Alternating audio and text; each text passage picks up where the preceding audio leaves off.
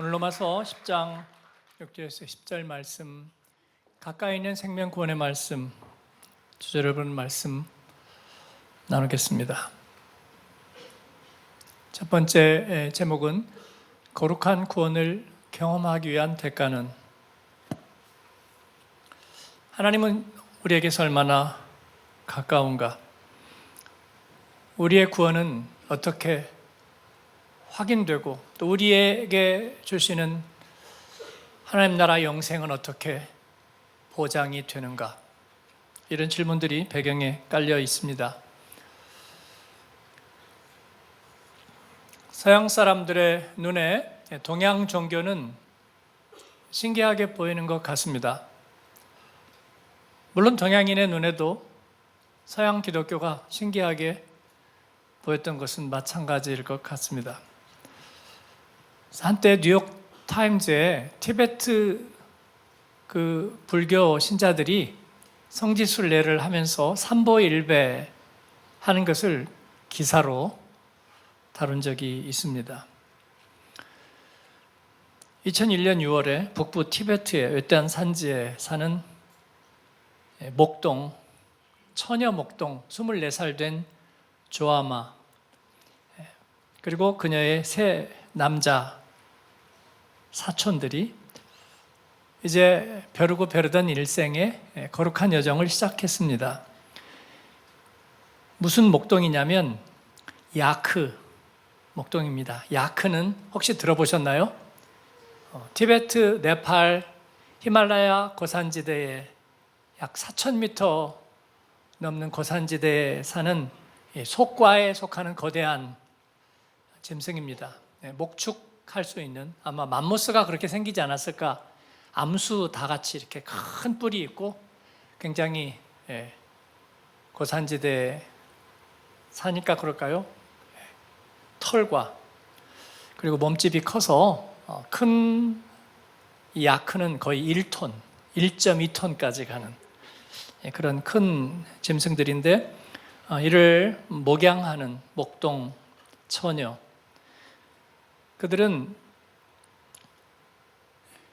그들의 성지인 라싸, 그 족항 사원이 있는 라싸를 향해서 약 320km를 가는, 해발 4,000m가 넘는 그 험준한 지형을 마다하지 않고 그들은 약 5개월 동안, 6월이 시작해서 11월까지 그 순례의 길을 떠나는데, 세 걸음 가고 한 번 엎드리고, 그리고 오체투지, 그러니까 세 걸음 가고 한 번 엎드리는 걸 삼보일배라고 그러죠. 그리고 삼보일배하고 그냥 무릎만 꿇고 머리를 땅에 대고 일어서기도 하지만, 오체투지, 팔다리를 다 벌려서 땅에 대기도 합니다. 이 조아마와 그 형제들은 오체투지까지 했습니다. 그 험준한 산악 지형에서 만트라를 그때마다 읊조리면서 하늘을 향해 손을 들고 그 다음에 엎드리고, 세 걸음 가서 다시 무릎 꿇고 하늘 향해 손을 들고 만트라. 우리나라에서는 만트라는 진언이죠. 주문이라고 얘기할 수도 있지만 사실은 영적인 숨 같은 거죠. 그래서 요가에서도 하고, 오늘날에서도 서양 의사들도 그런 걸 심리적인 요법으로 그렇게 조언합니다. 숨을 깊게 내쉬세요. 그러면서 릴렉스 그렇게 하라는 거죠. 마치, 그러나 이 만트라는 그런 영혼의 호흡과도 같은 거고 어떤 외침과도 같은 거죠.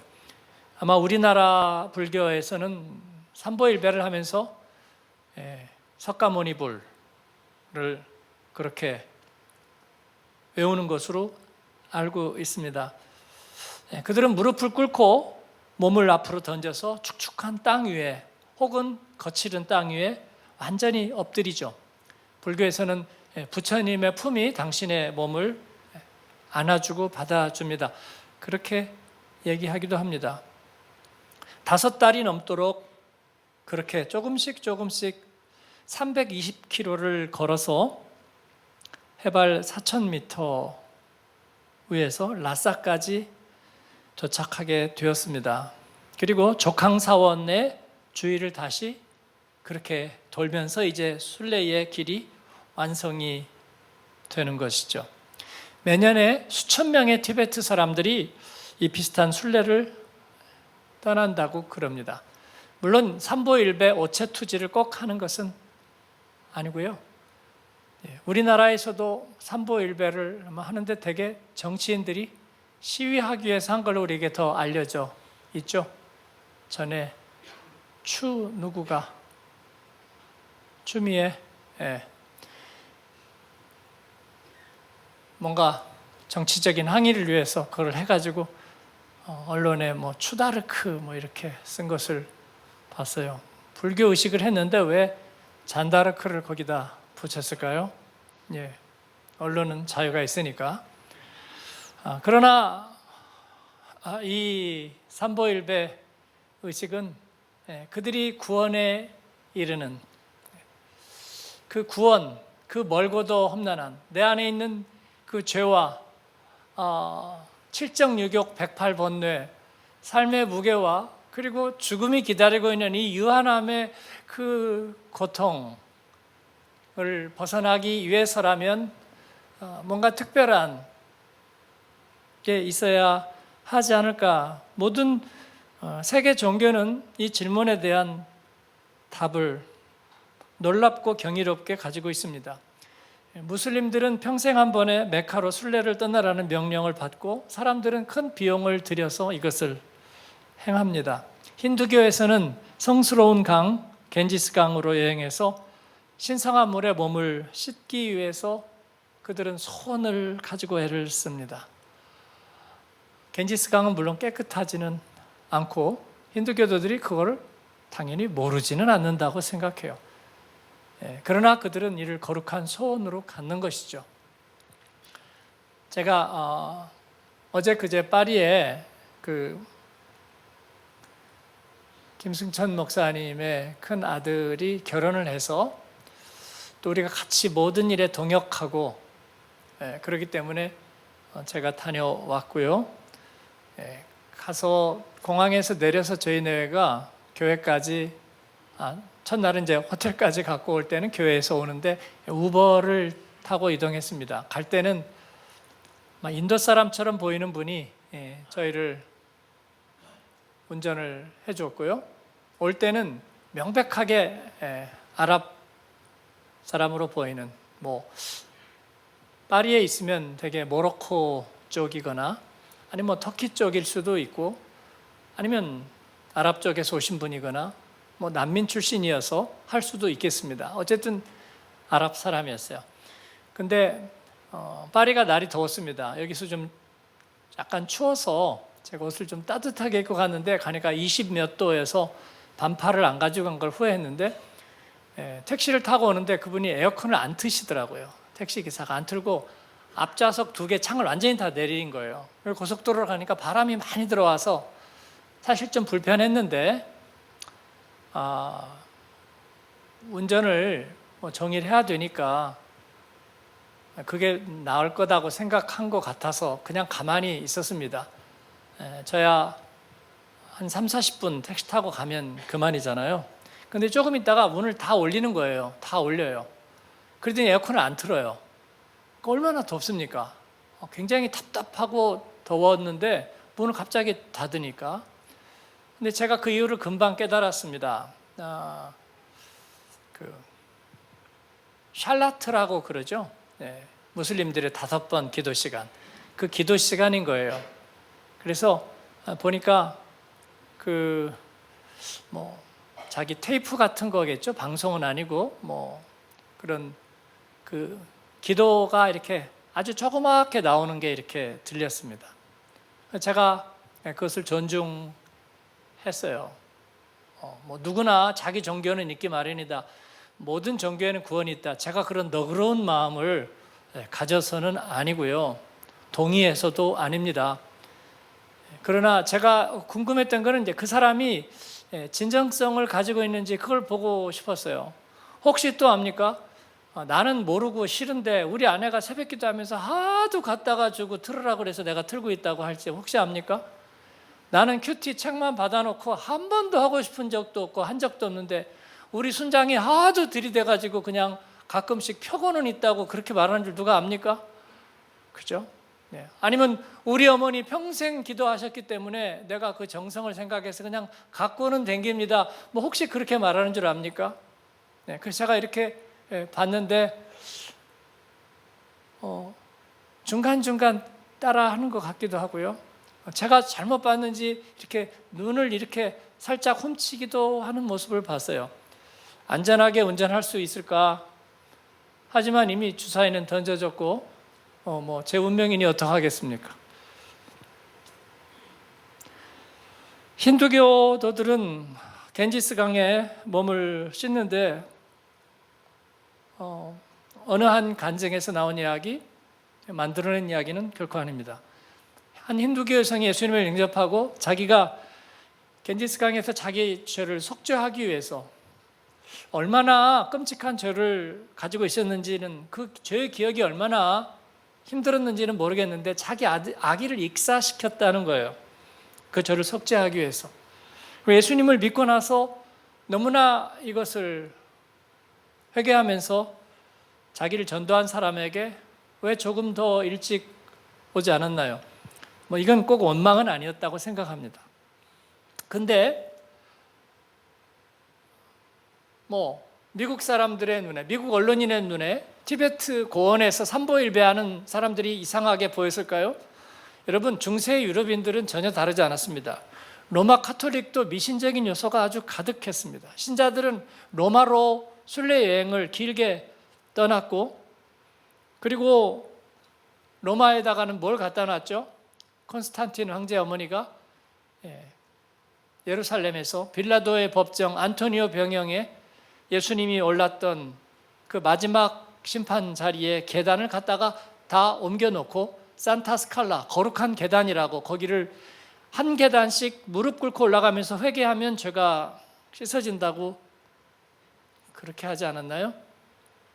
또 한술 더 떠서 원탁의 기사단은 예수님이 최후의 만찬에서 마셨다는 성배를 찾아나셨습니다. 네. 결국 그게 레이더스, 인디아나 존스 이런 어드벤처 영화의 근거가 된 거 아닐까요? 왜냐하면 그 성배를 찾아서 뭐 하게요?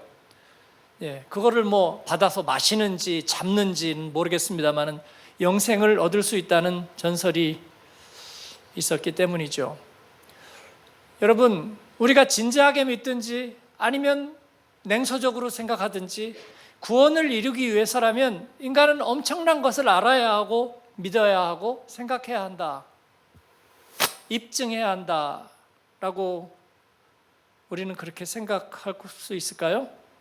만약에 영생을 우리가 얻기 위해서 티베트의 거룩한 산에 우리는 올라야 하고 알레르기가 있고 천식도 있어서 이제는 조금 높은 데 가면 숨도 차고 그런데요. 제 아내가 갔다 오면서 그 어떤 목사님이 얇은 책을 2권 써가지고 저한테 주더라고요.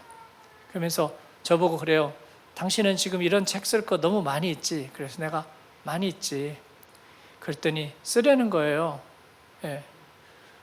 그러면서 혼잣말처럼 얘기해요. 무슨 일이 일어날지를 모르는데 지금은. 그렇습니다. 무슨 일이 일어날 줄을 우리는 모르잖아요. 그런데 영생을 얻기 위해서라면 4,000m 이상 되는 산을 올라가야 한다고요. 그런데 그런 거룩한 산을 올라가고 거기서 끝나는 게 아니죠. 7년에 한 번 피는 분홍색, 흰색 꽃을 꺾어서 가져와야 된다고 생각한다면요. 그리고 나일강에 물을 떠서 혹은 겐지스강에 물을 떠서 저 호주 사막지대에 있는 사막지대에 산다는 아웃백의 원주민에게 가져다주는 미션이 있어야 된다면요. 그래야 영생을 얻는다면요. 캘커타의 빈민촌에서 고아들을 가장 불쌍한 고아들을 데려다가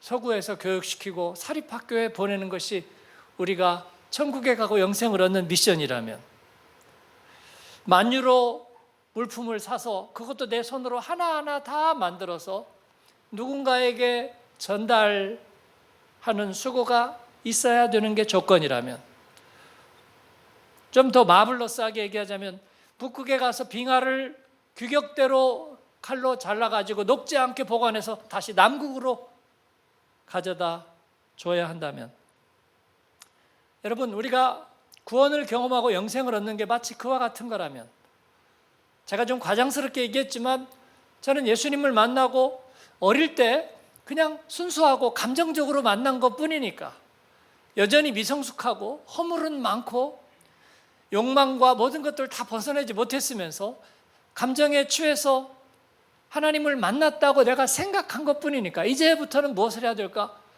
책을 몇천 권을 읽어야 되지 않을까? 성경을 정말 잘 이해해야 되지 않을까?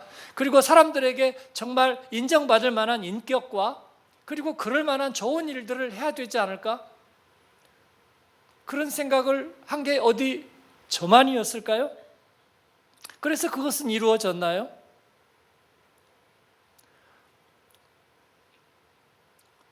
어릴 때 같으면 뭐 북극에 가서 얼음을 가져다 남극으로 가져다 그러면 하나님이 나를 만나 주실 거야. 그런 이야기는 무한도전, 아마도 어드벤처에 대한 그런 호기심 혹은 가슴이 뛰는 그런 동기부여는 되었을지 모르겠습니다. 그러나 하나님은 우리에게 구원을 위해서 어떤 대가를 요구하실까요? 정말 우리가 뭐 하나님이 계시다는 것을 증거를 다 대고 모든 무신론의 그런 질문들에 다 대답을 할 수 있어야 되는 것일까요? 하나님이 우리에게 원한 건 무엇이죠, 여러분? 오늘 말씀은 그렇게 얘기해요. 오늘 말씀 한번 비춰주세요. 6절 말씀. 네. 신명기 말고요. 6절 말씀 같이 한번 읽을까요? 믿음으로 말미암는 이같이 말하되 내 마음에 누가 하늘에 올라가겠느냐 하지 말라 하니 올라가겠느냐 하면 그리스도를 모셔 내리는 것이요. 7절 혹은 누가 무저갱에 내려가겠느냐 하지 말라 하니 내려가겠느냐 하면 그리스도를 죽은 자 가운데서 모셔 올리려는 것이라. 이 말씀이 무슨 말이냐면, 다시 이제 신명기 30장, 모세의 신명기 30장에서 이 말씀을 인용해서 온 거거든요. 11절부터 한번 읽겠습니다. 내가 오늘 내게 명령한 이 명령은 내게 어려운 것도 아니며 먼 것도 아니라 하늘에 있는 것이 아니니 내가 이르기를 누가 우리를 위하여 하늘에 올라가 그의 명령을 우리에게로 가지고 와서 우리에게 들려 행하게 하라 할 것이 아니요 이것이 바다 밖에 있는 것이 아닌 내가 이르기를 누가 우리를 위하여 바다를 건너가서 그의 명령을 우리에게로 가지고 와서 우리에게 들려 행하게 하라 할 것도 아니라 오직 그 말씀이 내게 매우 가까워서 내 입에 있으며 내 마음에 있은즉 내가 이를 행할 수 있느니라. 아멘. 신명기는 이 말씀 뭐냐면 하나님의 선에서 하나님의 말씀을 인간에게 주시잖아요. 하늘에 올라가서 가져온 게 아니고 땅에 가서 파온 게 아니고 하나님이 우리를 찾아와서 우리를 향해서 주신 말씀이에요. 우리에게 주신 생명은 그와 같은 거예요. 하나님이 우리에게 주셔서 하나님과 우리와 인카운터가 이루어지고 만남이 이루어졌어요. 그리고 우리에게 마치 부를 때 우리가 호흡을 하는 것 같이 꽃이 앞에서 쫙 피니까 꽃향기가 와서 닿듯이 말해요. 문에 손을 대니까 문이 촥 열리듯이 음식물이 들어가니까 이 식도에 이게 열려서 이걸 딱 받아들이고 다시 나가지 않도록 하듯이 바로 그와 같은 것. 엔터키를 탁 치니까 프로그램이 그 다음으로 탁 넘어가듯이 하나님께서는 우리에게 그렇게 하셨다는 걸 모세가 얘기하고 있는 거예요. 근데 그 말씀을 받아서 다시 로마서 10장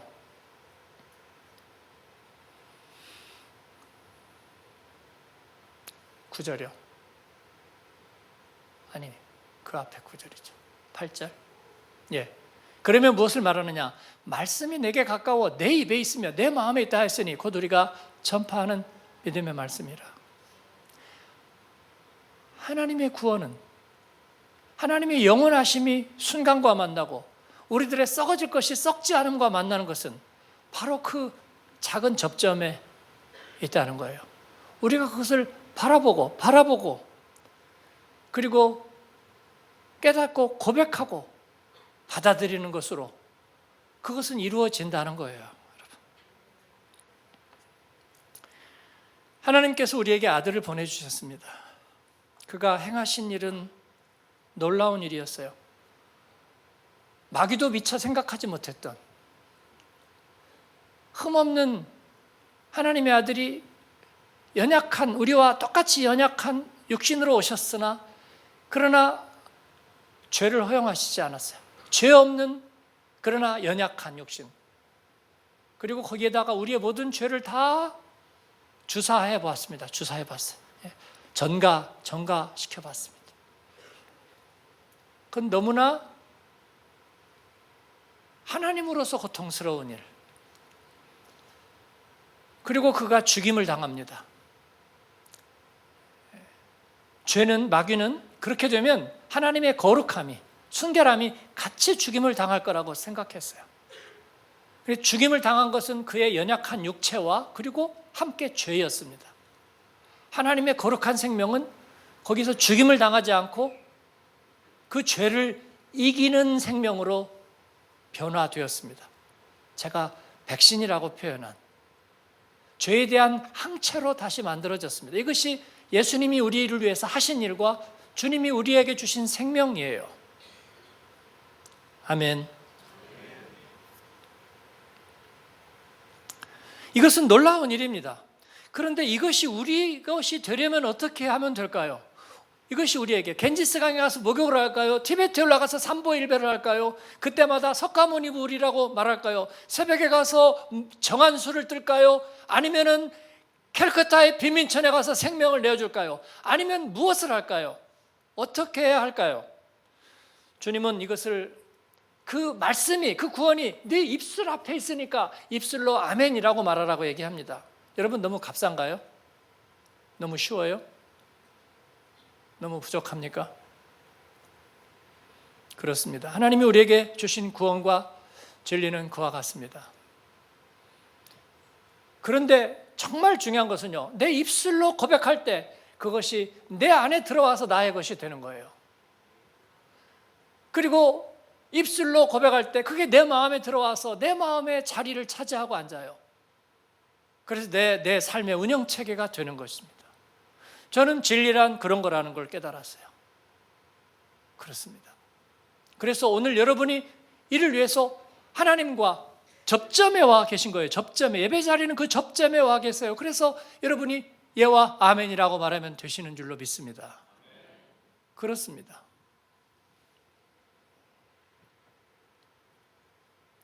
예수님이 하신 일은 경이롭고 놀라운 일입니다.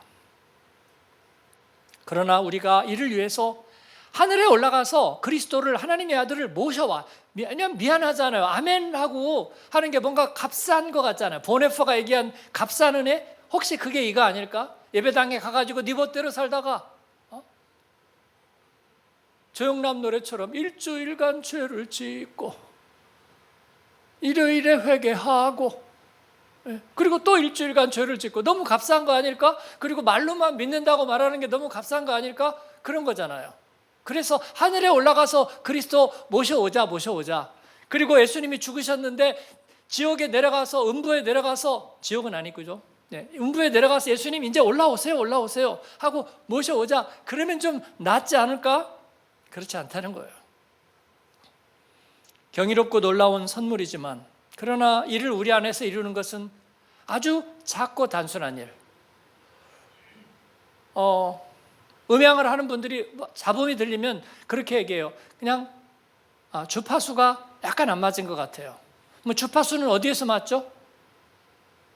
제가 이렇게 무식하게 이런 걸 용서하십시오. 한 점에서 만나는 거잖아요. 그 점을 찾으면 되는 거잖아요. 대단히 어려운 거 아니죠. 그리고 지직지직 뭔가 접촉이 안 좋아서요. 접촉은 어디서 맞죠? 정확하게 한 점에 맞으면, 그러면 되는 거잖아요. 그렇죠? 부모와 자녀의 관계를 입증하는 것은 얼마나 대단할까요? 의외로 너무나 작습니다. 산모가 아이를 낳는 것은요, 오늘날에는 거의 문제없이 다 낫죠. 산모가 아이를 낳다 죽지도 않고 어린아이가 태어나다가 죽지도 않습니다. 그러나 저희 때에도 그게 당연하진 않았습니다. 제 형제 중에서도 한 명이 죽었고요. 많은 경우에 그랬습니다. 돌잔치를 하는 이유는 살아남았다는 거고요. 환갑잔치를 하는 것도 60세까지 살아남았다는 거 아니겠습니까? 그런 것처럼 당연하지 않았어요. 아이를 낳다가 죽은 산모들은 성경에도 많이 있습니다. 살아있다고는 하지만 그러나 산모는 아이를 위해서 자기의 진액을, 자기의 뼈를 다 거기에다가 넣습니다. 그래서 뼈가 녹는다고 말하고 그리고 진액이 다 거기에 쏟아졌다 말합니다. 그래서 아이가 태어나면 아이에게는 무엇을 요구하나요, 여러분? 무엇을 요구하나요? 그냥 울음을 요구합니다. 울음을. 네. 고고지성. 울음을 울면 부모는 기뻐하고 감사하고 그리고 이것은 해피엔딩이 되는 거예요. 조금 더 잘하면 무엇을 요구하죠? 엄마의 젖을 거부하지만 않는다면 그것으로 충분합니다. 그것으로 충분하죠. 그래서 거기서 조금 더 잘하면요, 이제 앉혀놓고 네가 세상에 태어난 게 네 힘으로 된 줄 아느냐? 너도 이제 인생을 알아야 되고 그렇기 때문에 너 그렇게 살면 안 된다고 얘기하나요? 아니죠. 엄마, 아빠를 말하는 것만으로 충분하죠. 그것으로 부모는 부모와 자녀됨을 다 이해합니다. 다 이해해요. 생명을 이해하고 부모 자녀의 생물학적 관계를 이해하고 그리고 거기서 따르는 대가와 비용을 다 이해해야 될 필요는 없습니다. 그냥 아빠, 엄마라는 그 말 한마디로 충분한 거죠. 삶과 죽음을 넘나들었던 해산의 수고를 이걸로 다 퉁친 것이 너무 작은 것처럼 보이지만 그러나 충분하죠. 어린 시절 부모를 따라 이 독일 땅에 이주하여 온 자녀들은 어떻게 이 모든 것들을 이겨낼까요? 낯선 언어와 낯선 문화와 그리고 새로운 관계와 거기에서 왕따도 당하고 어려움도 당하고 심리적인 그런 압박감을 어떻게 이겨낼까요? 제가 신방을 가면 새로 이제 온 가정의 자녀들을 보면 그런 안쓰러움이 있고 그리고 또 한 면으로는 기대감도 큽니다. 그래서 제가 그 얘기를 항상 많이 합니다. 제 얘기는 요약하면 참고 가만히 견디기만 하면 된다는 이야기예요. 노력해서 할 수 있는 일이 아니고 벗어나기 위해서 몸부림쳐서 될 수 있는 일이 아니고 그렇다고 엄청난 자질이 필요한 것도 아니고 그렇다고 해서 더 나아지지도 않는다. 그럼 어떻게 하는가? 가만히 있으면 언어는 스며들어와요. 왜냐하면 언어는 내 입 앞에, 내 귀에 가까이 다가와 있기 때문에 내가 마음을 열어놓기만 하면 저절로 들어와서 아이들의 귀에 들리고 입에 붙고 마음에 새겨집니다. 독일 애들처럼 처음부터 슐라우하게 말하지 못하고 어른 같은 표정 짓지 못하고 그런 판단력 있는 말을 하지 못할지 모르지만 하나도 중요하지 않습니다. 문화는 피부로 와서 닿습니다. 그러는 사이에 어느 순간에 사춘기를 지나고 청년의 때가 될 때 그 아이들에게는 천사들에게나 난다는 날개가 돋아나는 거예요. 두 개의 날개가. 언어와 문화와 그리고 새로운 날개들이 돋아나는 거예요. 조건 하나는 예수님 잘 믿어라. 예수님이 그들 안에 계시다면 그 날개는 하나님 앞에 쓰임받는 정말로 좋은 날개가 될 거예요. 그러기 위해서 할 수 있는 일은 많지 않다는 거예요. 한 2, 3년, 1, 2년 학교 늦게 졸업해도 아무 문제 없다. 얘기를 하면 부모들이 약간 근심 어린 표정을 짓고 내가 가고 나면 목사님 얘기한 데다 내가 3가지만 더 얘기할게. 그렇게 말하는 부모에게 화 있을진저. 자기들이 못한 것을 왜 자녀들에게 그렇게 해야 되나요? 여러분, 다시 돌아오면 예수님이 하신 일은 너무나 놀라운 일이었습니다. 매일 예수님은 사단의 유혹과 그리고 그 어둠의 권세에 짓눌리셨을 것입니다. 그가 제하하는 십자가는 어느 누구도 질 수 없는 것이었습니다. 그러나 우리에게 요구한 것은 그것을 입으로 시인하고 마음으로 고백하는 것뿐이었습니다. 입으로 아빠라고 말하는 것이 무슨 의미냐고, 이게 무슨 조건이냐고 얘기할 줄 모르지만 여러분, 그렇지 않습니다. 아이가 자라서 뚝뚝하기만 하던 아이가 어느 순간에 무슨 일 때문에 감정이 격해지면서, 그러니까 내가 그때 부모에게는 눈물이 흐르는 거죠. 이 자식 내 자식 맞구나. 그러면 되는 것 아닙니까? 그 진정함이 내 자식이라고 생각되면 그걸로 충분한 것 아닙니까? 얘가 사고를 쳐도 학교에 적응을 못해도, 그래서 오늘 이제 학교 못 가겠어요 얘기를 하더라도, 갑자기 마음의 질병을 얻더라도 이 생명이 나의 자식이고 내가 그의 부모라는 것을 내가 알면 되는 거 아니겠습니까? 여러분, 한번 말 한번 해보세요. 다른 거 뭐 더 필요하던가요? 다른 건 더 필요해요? 아니잖아요. 하나님은 우리에게 뭘 요구하시던가요? 진정함이라면 충분합니다. 내가 너를 위해서 한 일이라, 그걸 우리가 알고 있으면, 인정하면 그것으로 충분합니다. 관계는 성립되었어요. 하나님은 우리에게 필요한 말씀을 우리 입술 앞에다 갖다 놓으셨다고 했어요. 내 귀에다가 갖다 놓으셨다고 했어요. 그러니까 입으로 시인하고 마음으로 믿으면 그것으로 충분해. 그 얘기는 입으로 시인하지 않고 마음으로 믿지 않아도 그까지 다 차는 거니까 하나님의 자녀가 다 되는 거야. 그거는 아니죠. 그거는 아닙니다. 그래서 오늘 여러분이 와서 뭐 그럴까 봐 하고 돌아가시면 하나님과 상관없는 사람이 됩니다. 여러분, 기회를 놓치지 말고 아멘이라고 말하십시오. 하나님은 나의 아버지시고 주님은 나의 구원입니다. 거기까지는 꼭 얘기하고 가세요. 아니면 마음이 높고 교만한 거예요. 글쎄, 잘 모르겠어. 더 좋은 설교 한번 들어보고 한번 생각해 볼게. 아니면 지난주에 내가 삶이 엉망이었거든, 다음 주에 내가 정말 멋지게 한번 살아보고 그 다음에 얘기할게. 그러면 기회를 놓치는 거예요, 여러분. SF 영화에서 우주선이 도킹하는 거, 그런 거 종종 보시죠. 그럴 때 또 거기다가 우주인이 나와가지고 뭔가 수리하잖아요. 또 막 괜히 막 수리하잖아요. 막 끈 가지고 가다가 끈이 안다. 그러면 잠깐 놓고 가서 또 확 잡잖아요. 그러면 속으로 무슨 생각이에요? 빨리 잡아.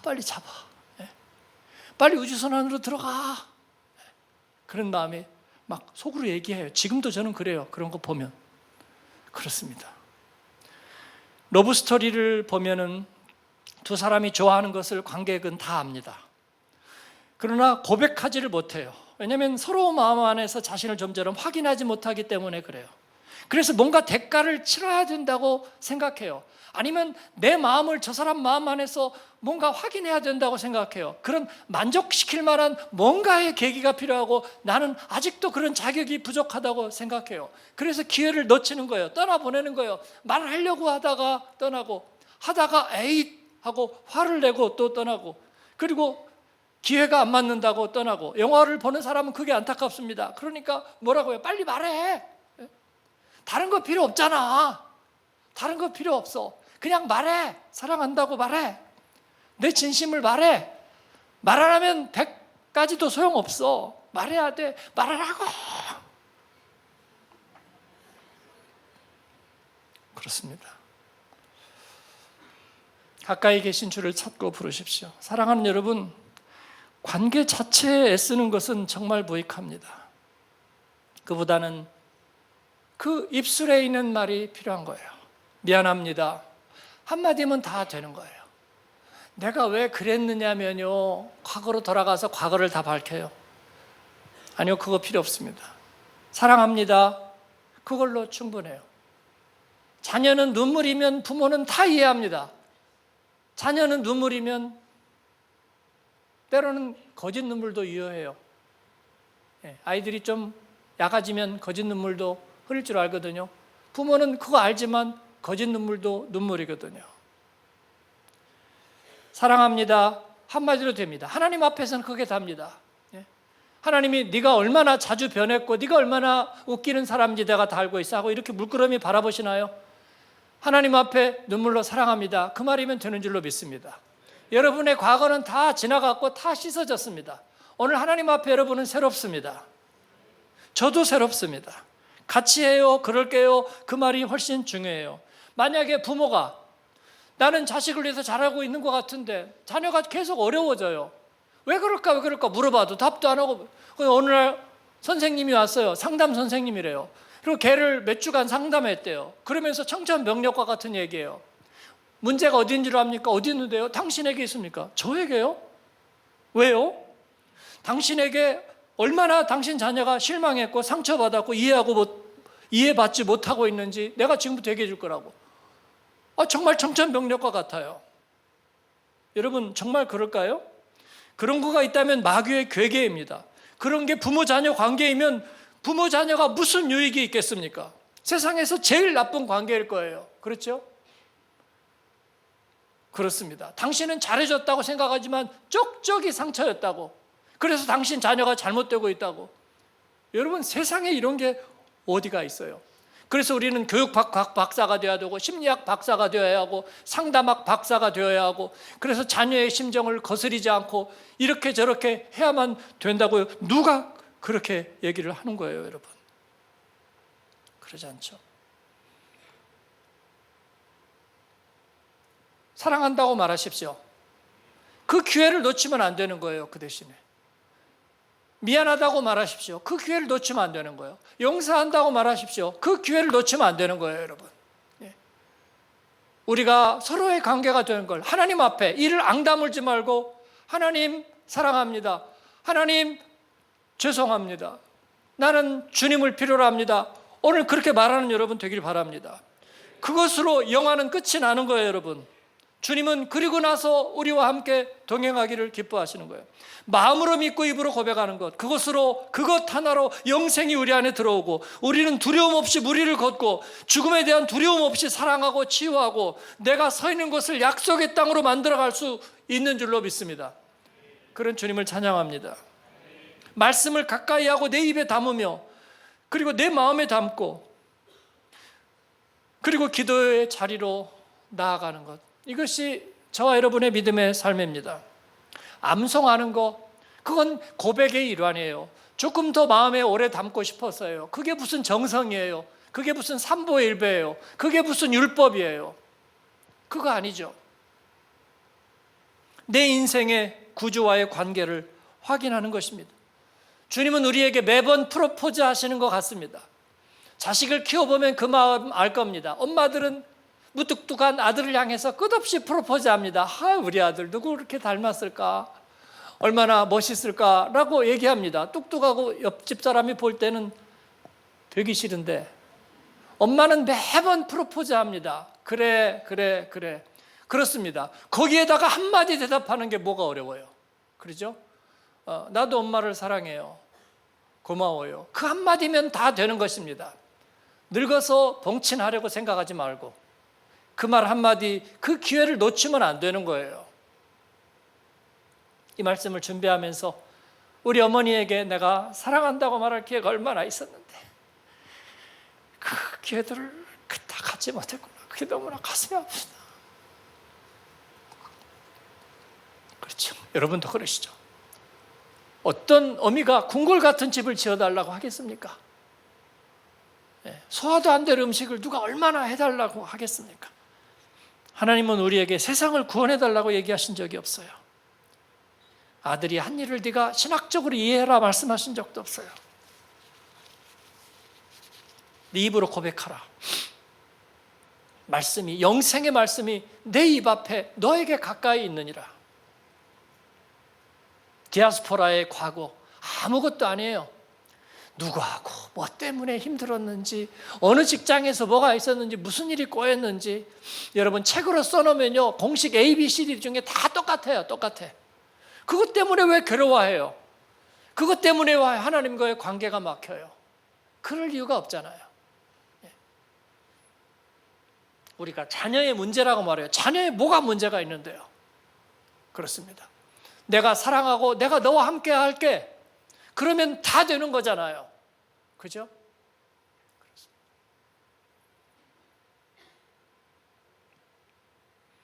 주님은 우리에게 프로포즈 하십니다.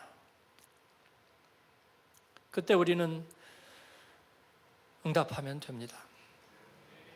과거의 잘못을 다 메꾸거나 미래의 불안을 다 보장해야 되지 않습니다. 이 관계가 소중합니다. 이것이 전부입니다. 생명의 구주를 가까이 하십시오. 부르고 찾으십시오. 그의 손을 붙드십시오. 그렇지 않으면 자녀가 아닙니다. 망가지를 잘해도 자녀가 아니면 무슨 소용하겠습니까? 사랑한다고 말하고 주님이 나를 필요로 합니다. 내가 주님을 필요로 합니다.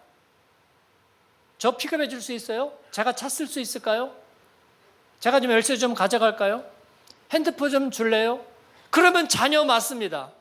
그런데 죄송합니다. 제가 뭐 해드린 게 없네요. 그러면 자녀 아니에요. 자녀 아니잖아요. 뭔가 해야 되는데요 라고 얘기하면 자녀가 아니잖아요.